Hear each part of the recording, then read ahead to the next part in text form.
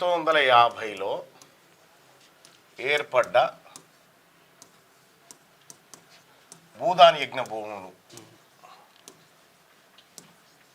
Bhoodan board Bhoodan board అనుకోరాదు, Bhoodan board భూములు. అసలు ఇది ఏర్పడడానికి పర్పస్ ఏంది, ఈ భూములు దేని అనేది ఒకసారి ఆలోచన చేస్తే ఇవి ప్రభుత్వ భూములు కాదు. ఫస్ట్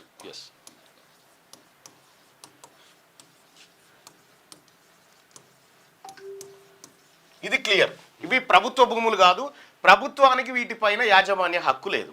ఇది 1950లో ఏర్పడినటువంటి భూదాన్ బోర్డుకు సంబంధించినటువంటి సెక్షన్ 14లో పేర్కొనబడినటువంటి అంశం.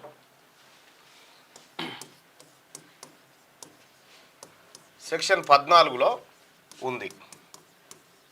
ఈ భూములకు ప్రభుత్వం యజమాని కాదు. దీనికి కస్టోడియన్గా భూదాన్ యజ్ఞ బోర్డు ఉంటుంది. ఇది సెక్షన్ 14లో 1950 యాక్ట్లో క్లియర్గా మెన్షన్ చేసినటువంటి అంశం. ఇందులో